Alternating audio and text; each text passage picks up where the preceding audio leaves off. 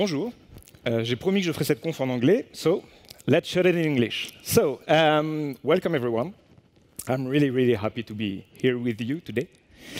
I hope you're okay. Everything is fine for you. Yes? Isn't that too disturbing to be there with everyone in real life, seeing people, touching people? It's a bit disturbing for me.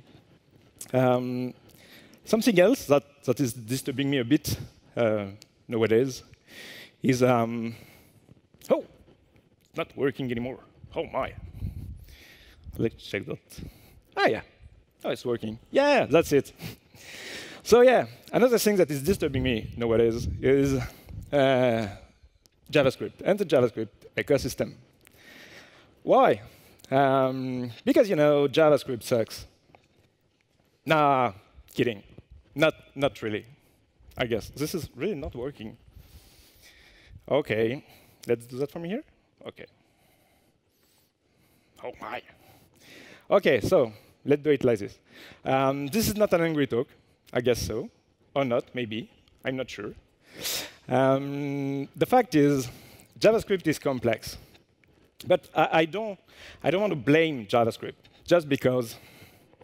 OK, you know what? Let's do that. OK. Oh, my.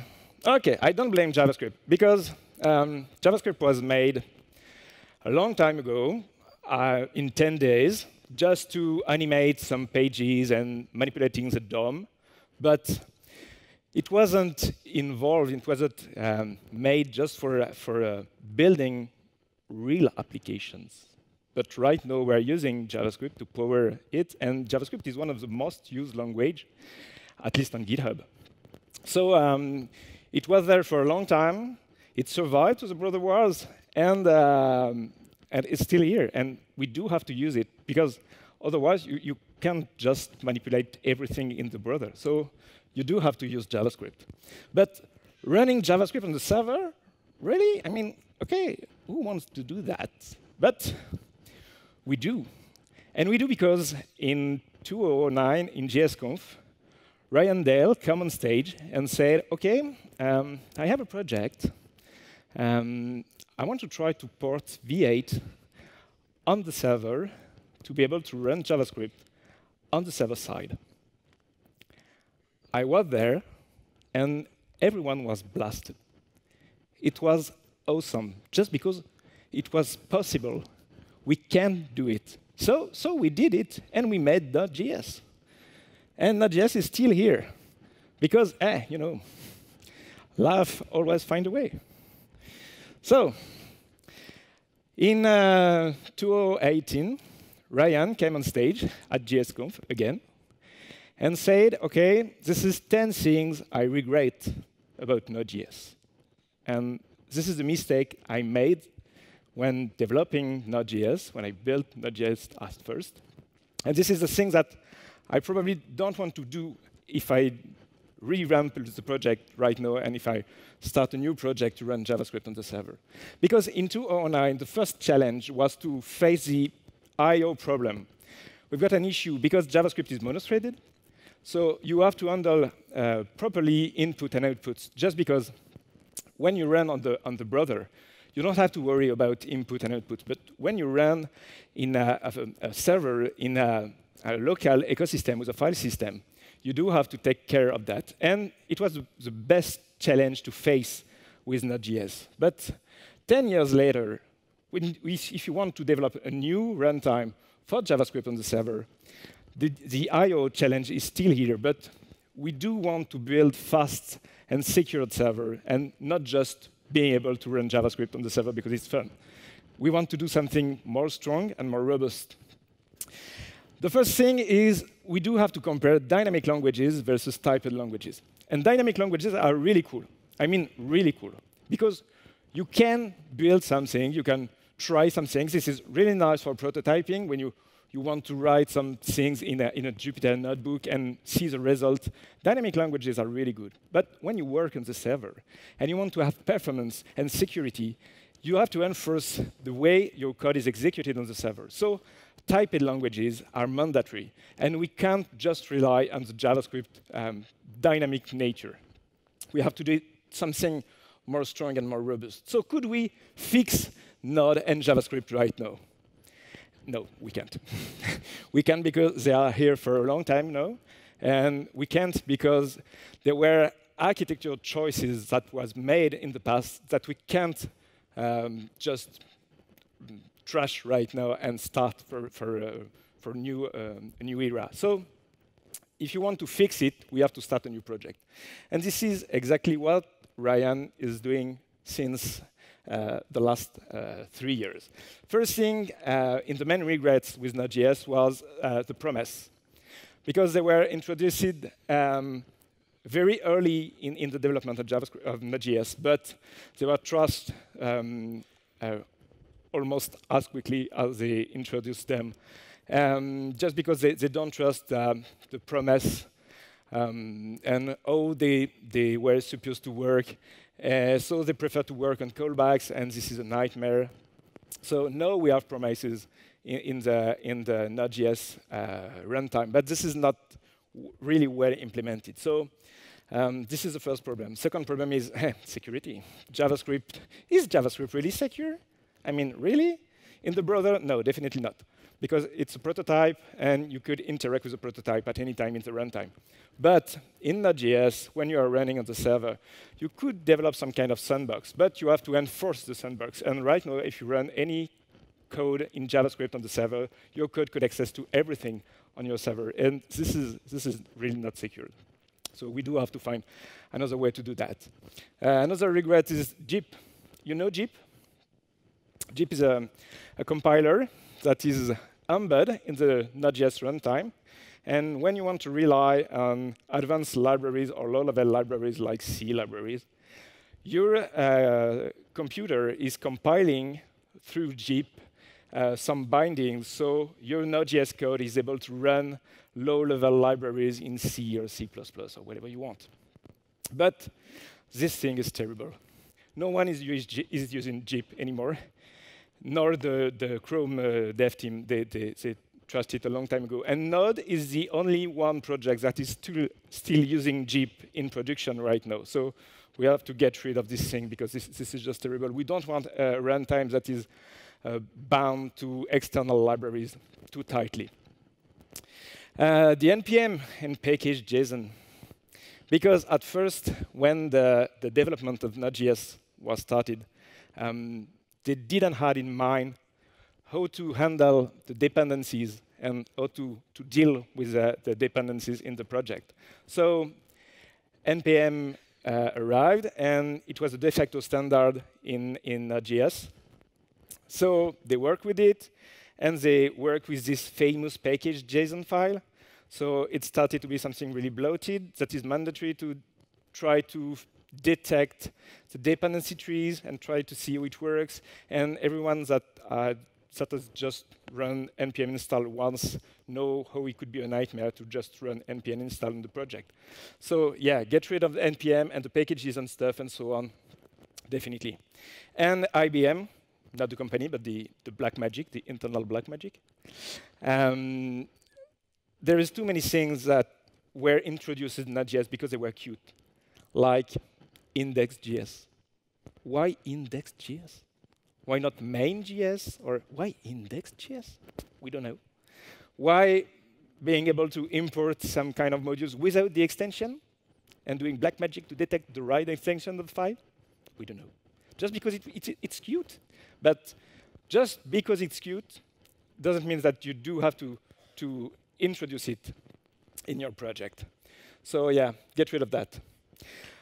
One of the main problems, so the modules, is that the module came really after in the development of Node.js. It started in 2009, and NPM came probably around 1 year or 2 years after. And it was too late at this time to really take the dependencies problem like a real issue to address for the Node.js team.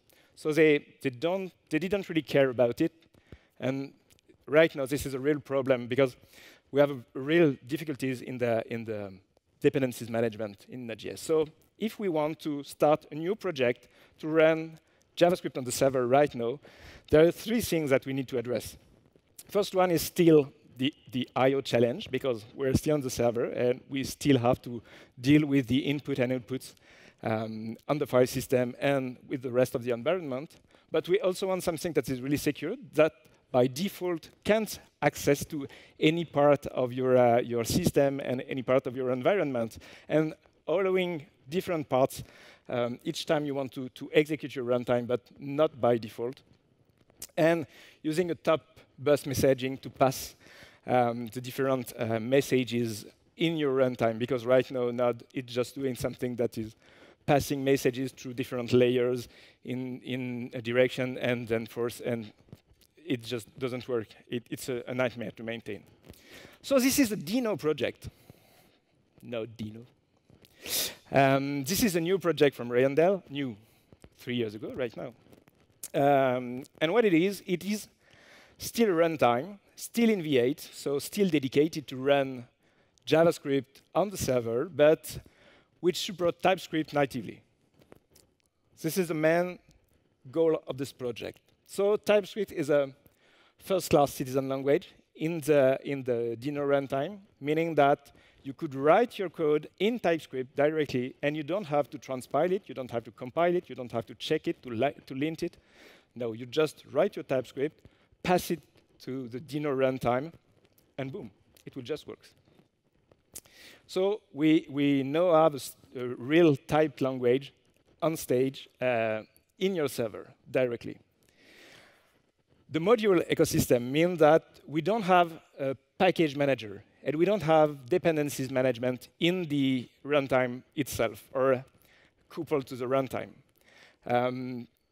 We prefer to use friendly CDNs for Dino, which means that we need CDNs that support the ECMAScript module format by default. This is a CDN that does all the dependencies resolution. All the type definition are also served by the CDN. So you don't have to take care, no more NPM install, no more loading of Node modules in your file system, and so on. You just embed you just embed your dependencies directly in your code file, and everything will work. We are really not lucky with the technology today. So if you want to run something in Dino, how does it look like? It's just as simple as importing directly from the CDN. So no Node module dependency or something like that. So you could just run and import and run the last version of your module, but you could also specify a specific version, so no more package lock file and so on. And you just run your TypeScript, and that's all. And this is just a Dino run in your TypeScript file, and it just works. And you have different flags that allow you to enable some security properties. Because I want to run a server, and I want to access a dedicated port, then I have to allow the network access for the runtime. Otherwise, it won't work. So security by default. So working with Dino right now, how does it look like? First thing is we've got runtime, but we could do anything we want with it. So no more compilation, no more needs to external libraries. It's written in Rust. It wraps the V8 engine from the Chrome project, the Chromium project. But it's a standalone distribution, so you just grab the runtime, execute the runtime, nothing more to do, nothing more to add. And you could do anything you want, because you've got access to some utilities directly exposed by the standard layer of Deno. So here, if I want to implement a simple cat function in the Unix term, I just grab the copy utility from the standard layer. I take the file name from the command line, open the file, copy the content of the file to the Deno standard out, and that's all. And this is a cat function. And I don't have to load anything outside from the runtime or to tie to external libraries and so on. And I have to allow the read access to the file system. So the standard modules are developed by the Deno maintainers in the STD workspace. They're available in the Dino CDN at dino.land/std. You could load them. You have a compatibility layer with Node.js, partial, but almost complete, which means that you could port any JavaScript project that is running on Node to Dino directly without having to adapt too much code. So this is really useful. And we've got a shitload of community modules, also served from CDN.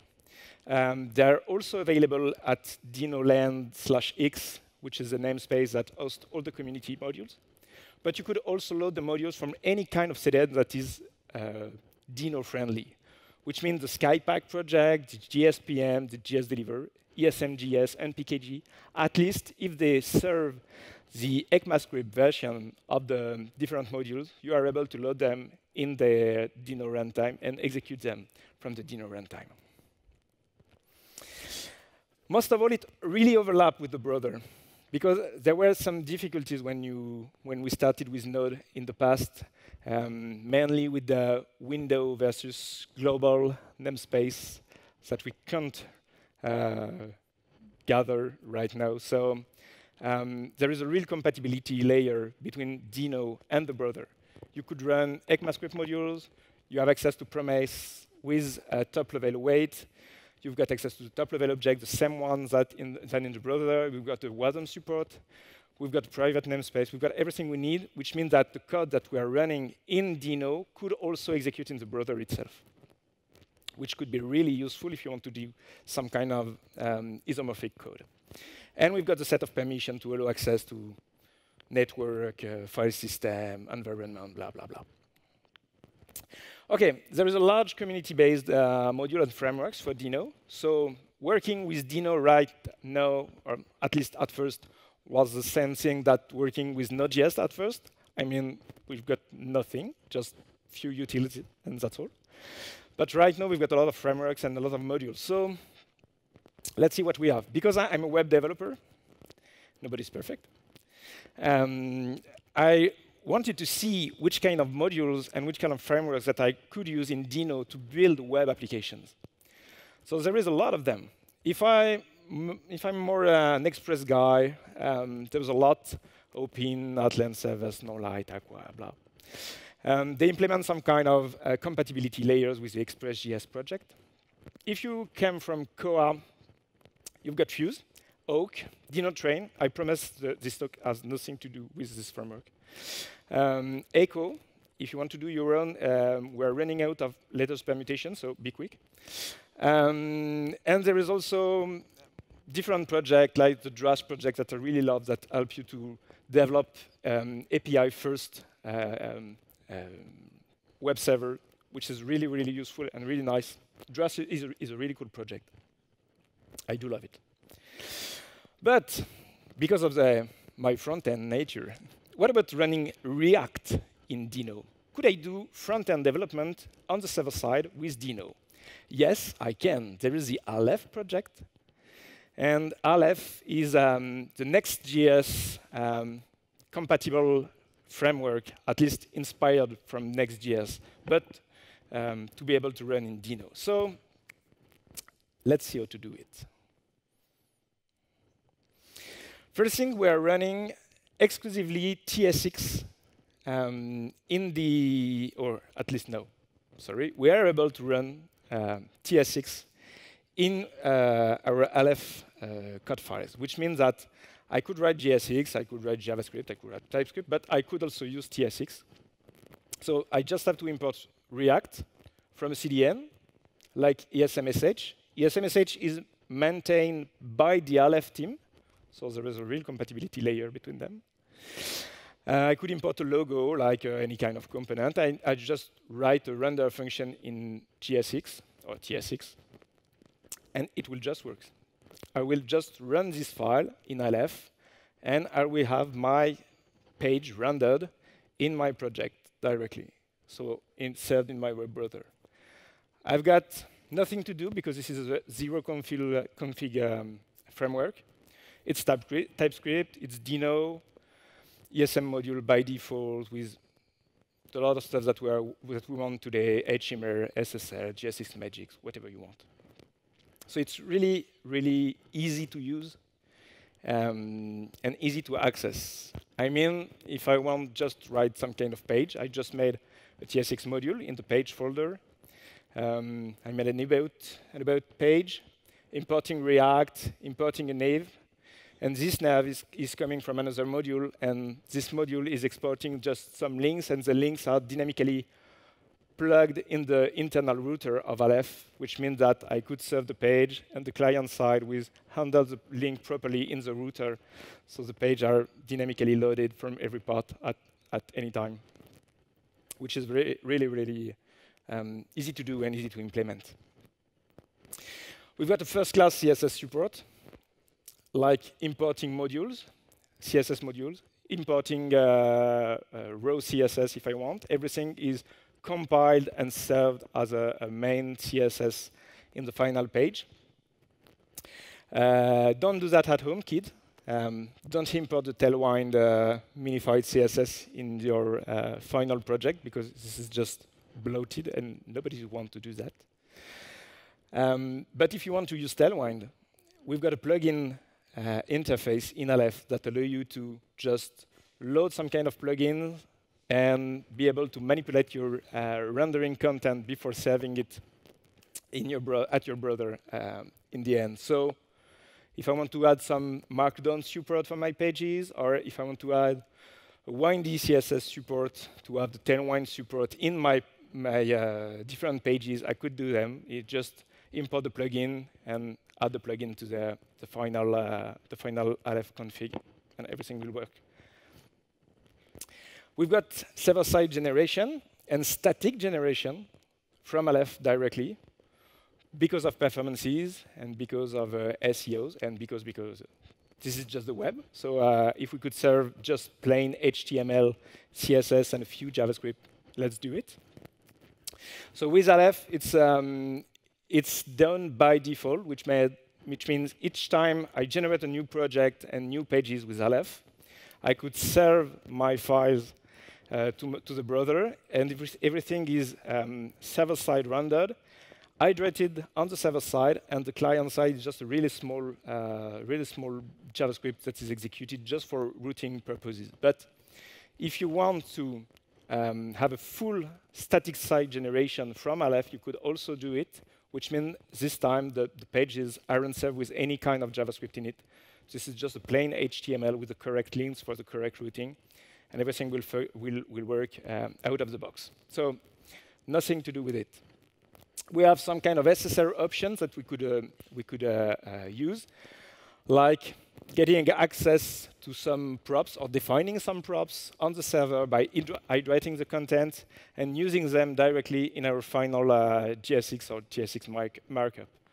So yeah, easy to hydrate and to retrieve some kind of data on the server side and generate the content and serving them in the page at the end.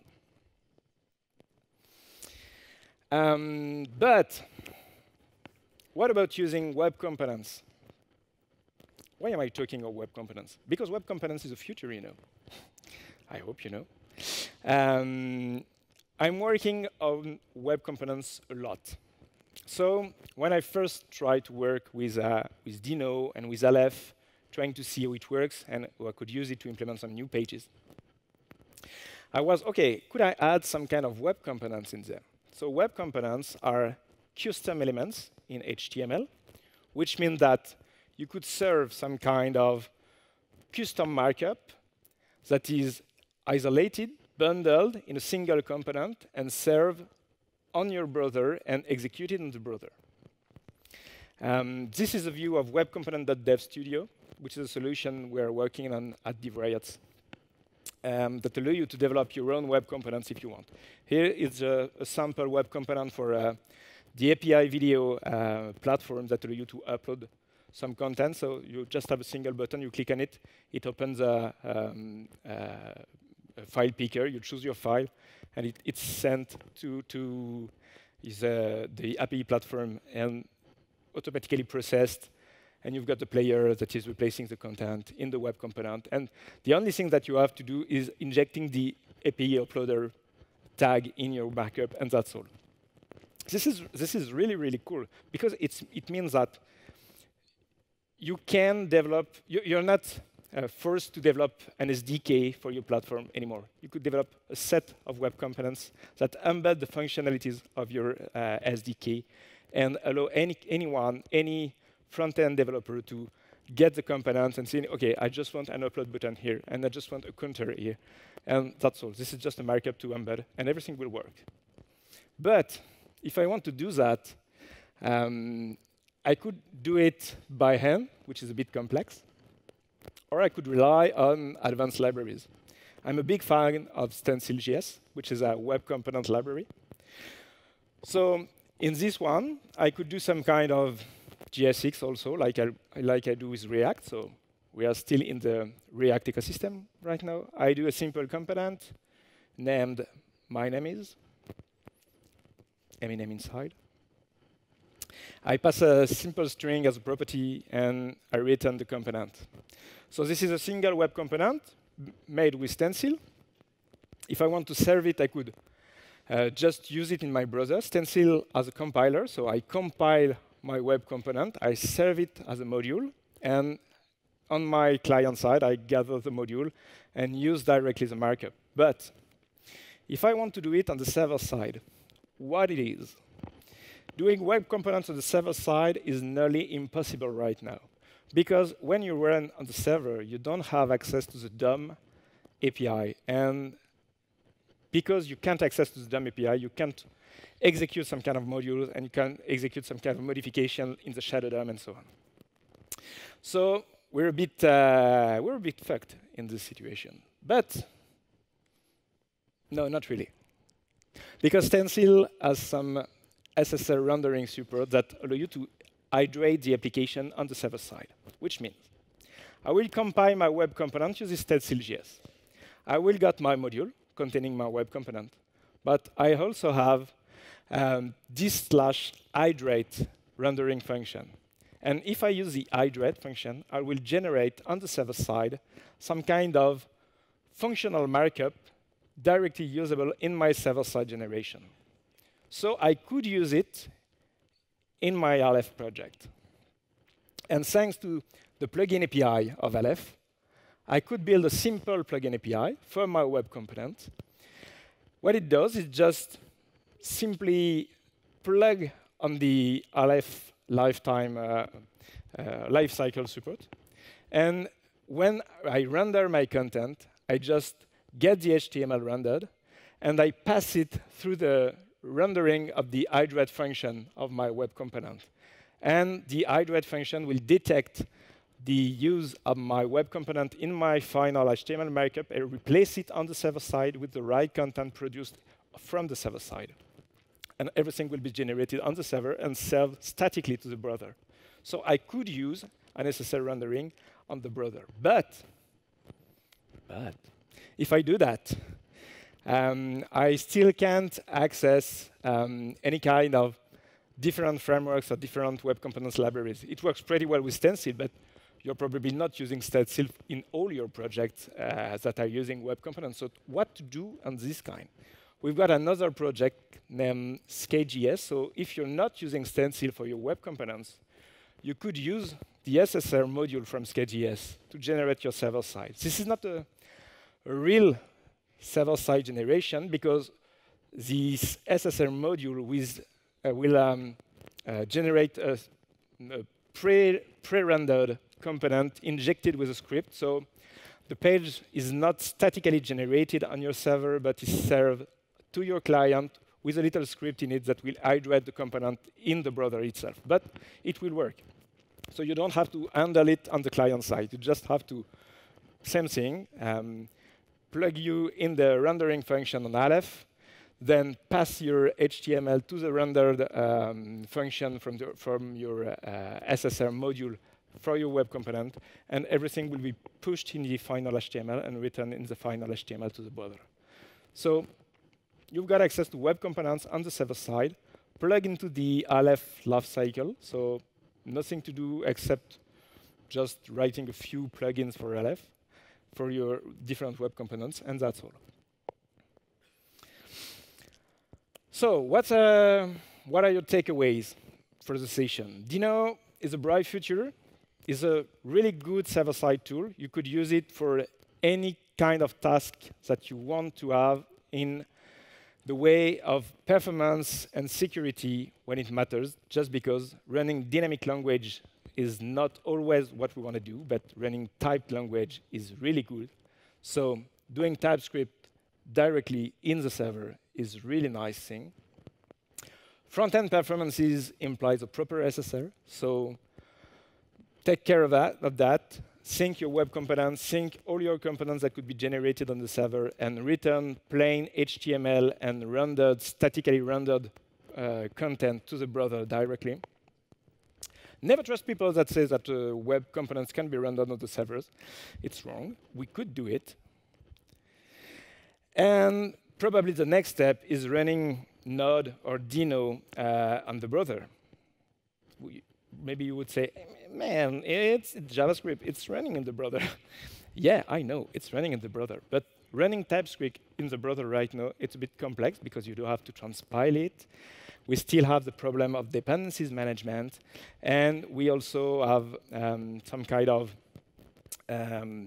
different interoperability layers in your code from Node.js and compared to the browser. I mean, OK, an example. I mean, this is an implementation of Style Dictionary. Style Dictionary is a library made by Amazon that allow you to declare some kind of design tokens for your design systems. And it allows you to generate different versions of your design token to use in your final application. Web application, Android application, iOS application, whatever you want. So Style Dictionary is really powerful, but it runs on Node.js, and it is highly tight with the file system. And at DivRiot, we're working on the Web Components editor, and we are also working on Backlight editor, which is design system editor. And in those editors aren't executed on the server. Everything occurs in the browser directly, for performances mainly. And because we don't want to maintain anything on the server. So everything runs on your machine, and that's all. So having a library that is running tightly coupled with the file system, but outside of the file system in the browser is something really complex to do. So we made some adjustments, and now we're able to run Style Dictionary directly in the browser without having to rely on the Node.js ecosystem. It was possible essentially because there is a lot of efforts made by the community, thanks to Dino and thanks to many other projects, to push everything outside of the Node ecosystem, but having something wider that we can use. And especially when you work with the Web Components.dev Studio or the Backlight.dev Studio. You could import your different elements without having to worry of npm installing some module and so on. You could load them directly from CDNs because we handle it on the back for you. And this is exactly what Dino is doing, and this is directly inspired by what Dino is doing. So when I say running Dino in the browser, I don't mean really running Dino in the browser, but taking the inspiration of what Dino is doing right now on the server and in a proper file system to run it in the browser on the other side. Thanks, everyone. I'm Mads. I'm Principal Developer Advocate at DivRiot. If you've got any questions, I'm here for you.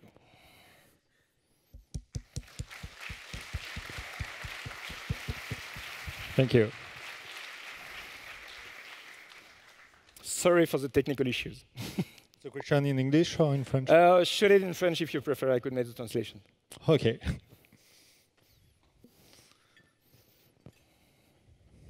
Ah. Aha.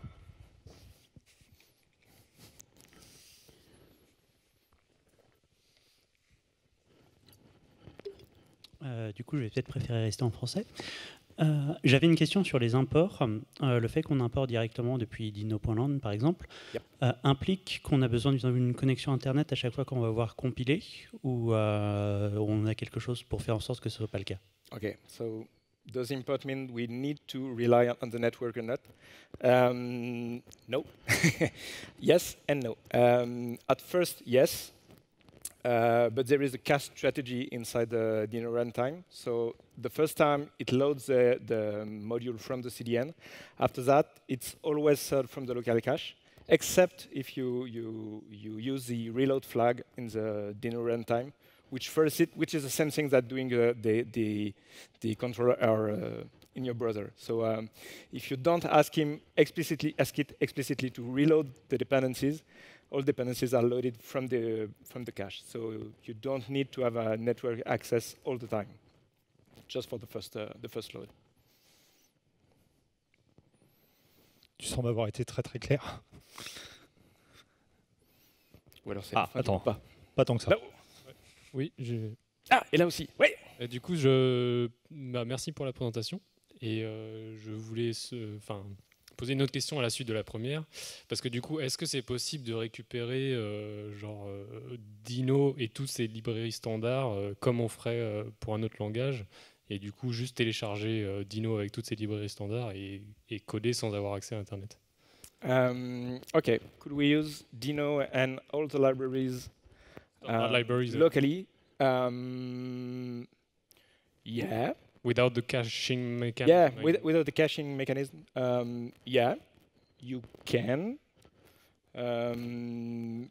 Probably by using some tools like PACD. PACD is a tool that is downloading from the CDN the different modules that you want and bundle them to serve them. So using something like PACD, we could bundle all dependencies and having them accessible in the runtime. But fact is, I can see a real use case for this one. But yes, it's doable. Yes, thank you for your presentation. Another question on the import. When you import like React or anything else, you certainly need to precise versioning, because when you update your server or make change, it will change obviously. Yep. You could do it in the import URL. You could precise. This is the famous Dino-friendly CDNs. You could precise the version that you want to use. So if you don't precise any version, it takes the latest. If you precise the version, then it will only take this one. So no more package log files or something like that. Everything is directly into the code.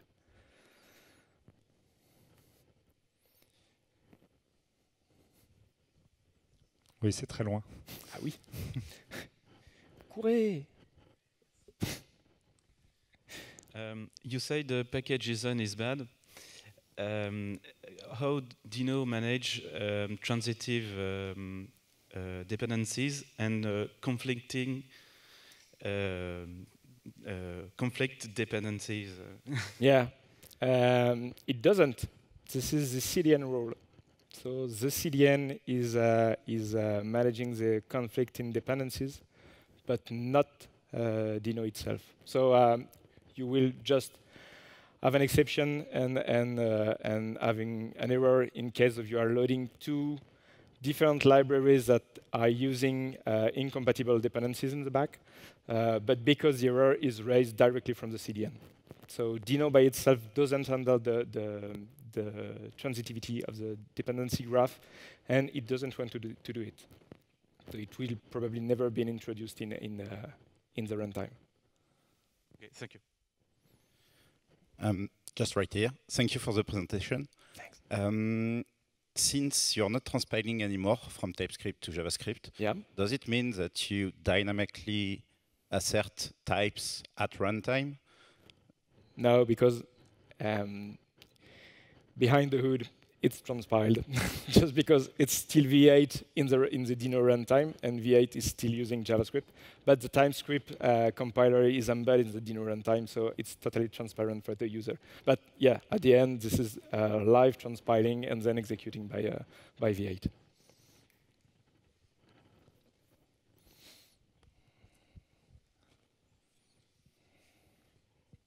Ça arrive.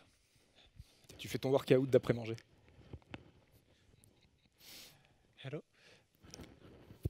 Hello, thank you for the presentation. Is there a way in Dino to enable whitelist or blacklist or allow, disallow ports or some specific access to a file? Access to files, yeah. Access to the environment also. I display the different flags for the permission, but they could be finely tuned. You could say, OK, I allow read, but only this file or only this folder, and so on. About the imports, I'm pretty sure there is a similar mechanism that allow you to precisely blacklist some modules that you don't want to import. But I can't recall exactly. I will check it. But I'm pretty sure there is something like that too. I was mostly speaking about ports for a web application, for instance. For the port, this is exactly that. Just a -- allow net and the list of the ports that you explicitly allow or not. Explicitly allow. J'arrive pour la dernière. Allô? Sur Node, il y a quelque chose du coup JIP qui permet du coup d'utiliser des librairies C ou C++ ou des librairies sur le système. Est-ce qu'il y a quelque chose d'équivalent sur Dino? So an equivalent of JIP on Dino, not JIP, because Ryan don't want to hear of JIP anymore, and because JIP is terrible. Probably the future is coming from WASM, because if you've got some low-level libraries that you want to use and compile in C or C++ or whatever, you could compile it to WASM and use them using the native support of WASM in Dino directly. So, so yeah, probably more something like that. Okay. Thank you, Matt. Thank you very much. No. Ah, no. Last question. You're lucky. Thank you. Thanks for the presentation. One question regarding the compiling. I know that with JavaScript we can make app, for example, VS Code, in compiling, making into a single executable. Can we do the same with Dino as of today? Or is it in the bugs right now? I don't know for any Dino support in Electron project or something like that, but I don't see any limitation right now. I mean, you can, if you run some JavaScript file with Node in a windowed application to run on your desktop, I don't see any limitation that don't allow you to run Dino rather than Node to execute the same code. So yeah, I guess we probably, if it's not already available, I'm not sure, I have to check, but if it's not right now, we will see it probably quickly because I don't see any issue to implement it. Thank you. Merci. Merci beaucoup. Thank you very much. Merci à toi.